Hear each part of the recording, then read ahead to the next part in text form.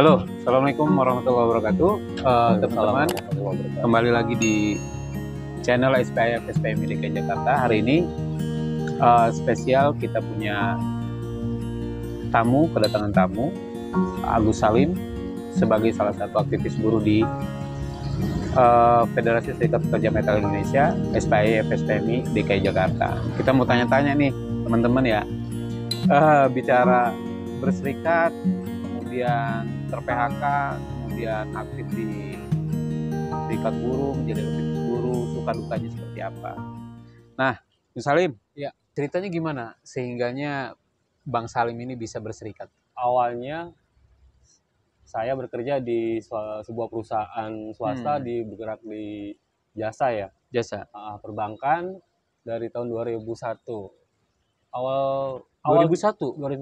Awal kita kerja, wah, kita terima upah itu cukup lumayan gitu kan. Itu baru kita menerima upah dan baru belum punya pengalaman, tapi kita cukup lumayan mempunyai upah, artinya saya punya penghasilan.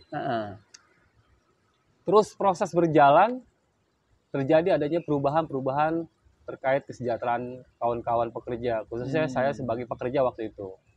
Nah, dari situlah teman-teman sebagian besar itu menyadari bahwa penting dulu bahasanya kita kayak harus punya badan hukum. Dulu seperti itu. Dengan kita discuss ke teman-teman, terus kita searching di Google gitu kan, ternyata ada yang namanya serikat pekerja. Dari tahun berapa dulu? 2000 awalan diskusi tentang masalah itu kita di 2010-an sampai 2012. Kita ngebentuk serikat pekerja itu tahun 2012. Oh, udah kurang lebih di bulan-bulan Maret. Bulan-bulan Maret. Bulan Maret kita dulu PT-nya apa, Bu? PT-nya G4S Kurikor Indonesia. Sempat jadi ketua nggak di pabrik? Di PT? Sempat, kita pernah jadi ketua. Sempat, cuman nggak begitu lama umurnya. Kerja dari tahun 2001. Sekarang masih kerja, Bung? Sekarang sudah ter-PHK. Kapan PHK-nya, Bung? 2018, bulan November. 2018. Bung Salim kerja nggak nih? Kita tidak kerja. Nggak kerja? Tidak kerja, tapi kita masih ada sampingan, kita ojol.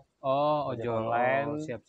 Selepas dari kita agenda organisasi yang kita jalankan, lepas itu kita langsung cari uang secara pribadi buat keluarga.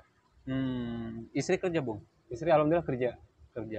Beneran istri kerja sebagai pengajar ya, sebagai pengabdi negara juga, itu guru. Di serikat itu ada gajinya nggak sih, Bung? Serikat itu nggak ada gajinya, Bang. Nggak ada gaji? Nggak ada gaji, itu sosial sebenarnya teman-teman. Nggak ada sosial, nggak ada gaji.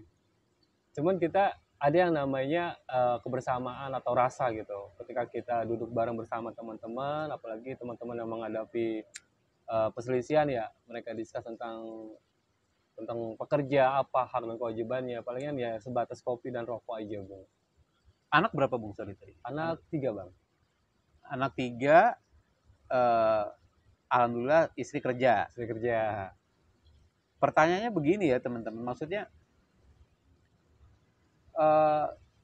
aktivis buruh itu kan orang yang bergerak bersama-sama dengan buruh, tapi nggak dapat gaji. Dapat duitnya dari mana? Tadi dari sampingan mungkin ojol atau segala macam. Kita mau tanya itu, ada nggak sebenarnya konflik misalkan timbul di keluarga? Karena kan kalau bicara istri, ngapain sih ngurusin orang gitu kan?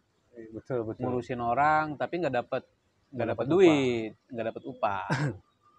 Nah, itu pernah kejadian nggak di Bung Salim? Saya pernah mengalami hal itu terkait istri, tapi saya selalu mengasih pandangan ke istri selama saya secara pribadi punya tanggung jawab dan punya hak di dalam rumah tangga. Yang penting kewajiban saya sebagai seorang istri adalah menafkahkan, terus perhatian terhadap keluarga, itu sudah kita jalankan, mudah-mudahan clear sih. Tapi di dinamika di dalam keluarga pas kita menjalankan sebuah organisasi atau pergerakan, jelas pasti ada konflik. Iya, Biasanya iya. konflik itu ketika kita ada di mana kebutuhan finansial yang lebih yang sudah kita plafonin atau yang kita sudah plan, itu di luar dari itu rata-rata kita agak-agak konflik gitu. Artinya kita harus Hmm. mencari dana lebih di luar sana. Akhirnya saya secara pribadi lepas dari organisasi ya saya lebih ekstra lagi di luar untuk mencari dana. Artinya saya kerja di luar cari sampingan selain ojol, nge-grab juga atau sedikit usaha juga di luar. Iya, ini unik ya kawan-kawan, ada kalau disebut profesi sih ya layak lah kita sebut profesi sebagai aktivis buruh karena dia pekerjaan yang sosial yang tidak dapat upah gitu ya. Sampai kapan aktivis ini bertahan gitu loh. Maksudnya dengan kondisi mungkin kebutuhan, anak yang semakin bertumbuh kan begitu. Pasti kan ada motif dari paling enggak seorang aktivis sehingganya dia bisa bertahan sampai 3 tahun, 5 tahun. Bahkan kalau disebut tadi dari 2012 berarti sudah lebih dari 8 tahun. Nah, motivasinya apa nih, Bung? Motivasinya harapan besar bagaimana saya bisa mengaplikasikan atau mentransfer apa yang saya sudah alami, saya dapat ilmu-ilmu dari senior-senior saya, dari guru-guru saya sebelum-sebelumnya, terciptalah kader-kader yang militan, yang amanah dan konsisten. Hmm. Saya sadar karena perubahan itu pasti akan ada di setiap manusia yang hidup dalam dunia. Bagaimana kita bisa menciptakan sebuah kader yang berkualitas dan militan dan tentunya takut sama Tuhannya masing-masing. Enggak, maksud saya gini, eh, uang kan memang bukan segalanya ya, kawan-kawan ya. Uang bukan segalanya, tapi dalam kehidupan kita butuh uang itu kan iya gitu. Iya, pasti. Tapi Bung lebih memilih menjadi aktivis yang kalau kalau mau jujur-jujuran mungkin eh, nggak jelas ya kalau kita bilang ya maksudnya. Ya benar gak jelas apa yang dikejar gitu. Tapi di Nah, balik itu kita sadari mhm. bahwa bahwa apa yang kita sudah dapat dalam sebuah organisasi serikat pekerja gitu kan, setidaknya kita harus mentransfer dulu nih apa yang kita alami gitu kan, ilmu-ilmu ke kawan-kawan sebelum yang akan menggantikan kita gitu loh. Iya, kalau bicara motivasi orang itu kan biasanya didasarkan atas kemanfaatan. Misalkan orang orang kerja dia bisa ambil manfaat terhadap upah kan begitu ya. Ya, Manfaat apa yang udah Bung rasakan? banyak manfaat yang saya pribadi dapatkan di lapangan ya. Hmm. Kadang-kadang saya berjalan kemana suatu tempat ketemu kawan sampai ngopi itu Hmm. mau ngasih kopi aja atau mau ngasih rokok itu berebutan. Atau saya Hmm. punya masalah di daerah, contoh kemarin saya di Bogor, ada masalah sedikit, kita telepon ke kawan tuh responnya sangat cepat gitu loh.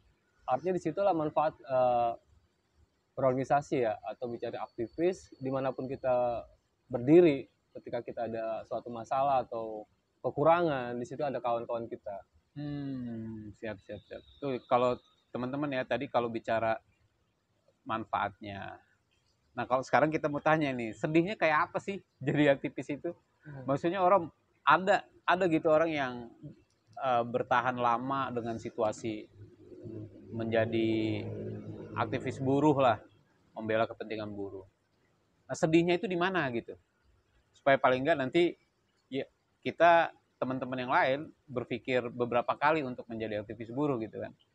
Mungkin ya kalau kita dengar nanti sedihnya seperti apa. Sedihnya seperti apa? Sedihnya ketika kita melakukan sesuatu kebaikan terhadap anggota yang kita advokasiin atau kita bela, kadang-kadang ya mereka menang kita tutup sebelah mata, tapi itu nggak apa-apa, itu pilihan dan itu pun resiko kita. Ada suatu kebesaran, yang penting di diri kita adalah suatu kebesaran hati kita, niatan baik kita bahwa ini semua ibadah. Kalau Kata bicara sedih ya sangat sedih.